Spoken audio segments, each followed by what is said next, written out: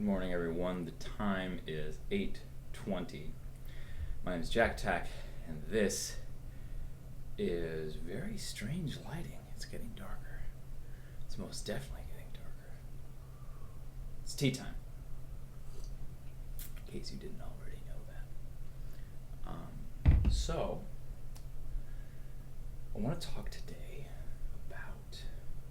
updates first. Always updates first. The core will be the core light, the core regular, so I'm just going to call it the core, and then the core plus. The core plus is going to do fancy shit that will require some work to make it happen. It's not going to be all in the game client. A lot of fancy stuff, a lot of weird stuff that most people will be like, what the hell? That's crazy. The stuff that's so crazy we didn't even put it in the regular core. That's going to be in the core plus.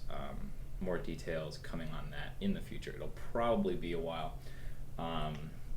New OP in the core, so go check out the core on Team Liquid and let me know what you think of the new OP. We're trying to make things more streamlined.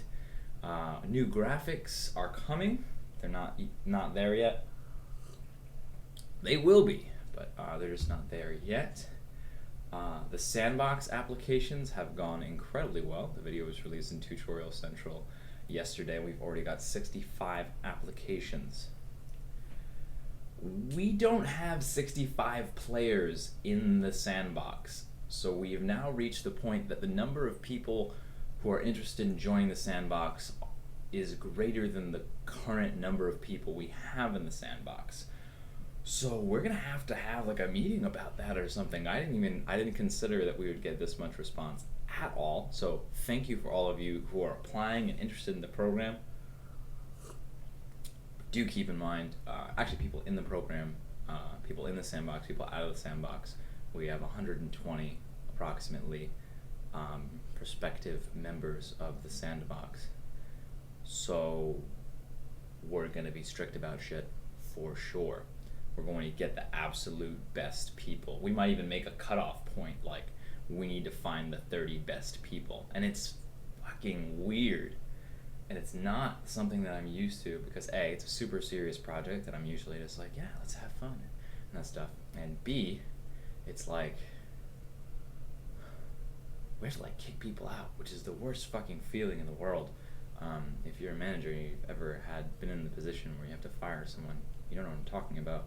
But on a whole nother level, this is just StarCraft stuff, and I feel terrible. Like, I would never want to have to fire someone in real life. It's like their job, you know? Like, fuck. But the point is, like, we can't manage that many players. Like, or maybe we can't. I don't know, I'm gonna have to just have a discussion. Can we manage 125 players? It's gonna be mostly up to the quality of the players, I think. Having the right players in there, players who aren't wasting people's time. People are like, oh my god, did you see blah blah blah blah blah. It's like, and not relating it in any way to improving and stuff like that. Yeah, so that's the sandbox. Staircase videos are coming out. Working on those. Pro Step 2 just came out, and the core we talked about. I should probably have a list of the things that I'm involved in right now. The cheese case is an ever-going project. Keep that in mind. I actually spent a little bit too much time researching cheesecake stuff, and I didn't finish the video yesterday that has to be released in 4 hours or so. So as soon as this is done, I have to like get that done and review the shit out of it myself because I won't have time to go through the review process. Most people happen to be online right now, and hopefully they are, so someone can take a look at it, because having a second pair of eyes in a video is huge. But incredibly time-consuming video for only a minute. 5 points to the person on today's video on Tutorial Central. 5 points to the person who can figure out what it is. There's one particular thing that made this project take a ridiculous amount of time when it didn't have to. Well, it did have to with the current restraints and the current situation. But I'll give you no more than that. What is the one thing? You get 5 points. By the way, it's like whose line. The points really, actually don't matter. But I will give you 5 points. I'll write it down somewhere, I promise. Season 4 map pool. So people are freaking out on Reddit about the season 4 map pool. Filter SC was up there with a long rant that I didn't read about, like, how it's bad and how, like, I don't get it. Like, there was, people were saying things like there was a reason why those maps were removed. And I think the reason why the maps were removed was not because they were IMBA or anything like that. Could be wrong. My personal opinion is that the reason why the maps were removed was because they wanted to keep it interesting and keep new things coming along for the most part. Maybe the players thought that, X or Y map was IMBA, but they wanted to, remove certain maps. And like a great general walks onto a battlefield that has particular restraints, and he says, the enemy is there, and in the grand scheme of the war, he needs to engage this enemy. It's important that he engages this enemy at this moment. Does he say, you know what? This terrain is IMBA, and I'm not going to play on it. Now, were the terrain uneven and the enemy were up on a hill and had all these fortifications and he didn't have the right approach to be able to get there, then I'd be like, okay, I understand that. But StarCraft maps are symmetrical. So each player starts in the same standing, and a map is just a constraint to play StarCraft on. It's Steps of War.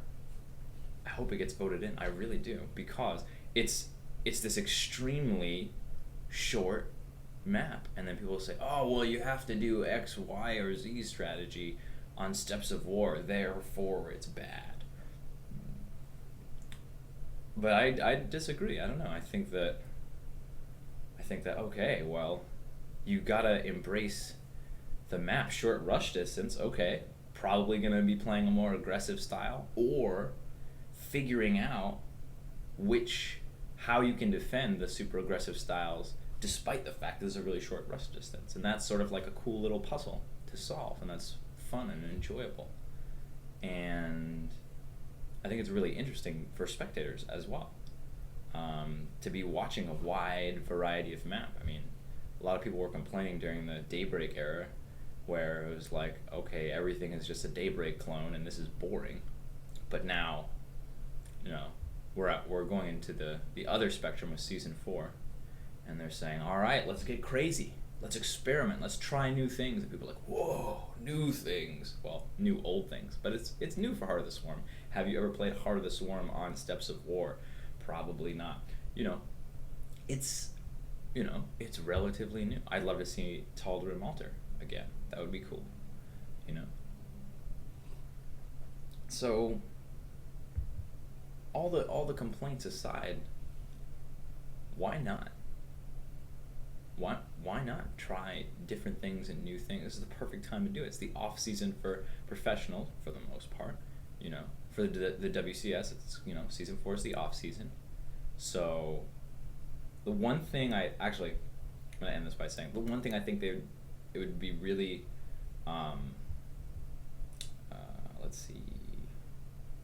considerate. It'd be really considerate if they released the map pool for WCS 2015 soon,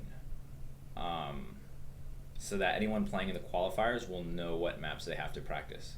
So the people who are training right now for WCS 2015 and the whole region wide, so they know which maps they're going to be playing on, because that's fair, because that makes sense to me. I think that they should be able to practice on the maps they're going to practice on.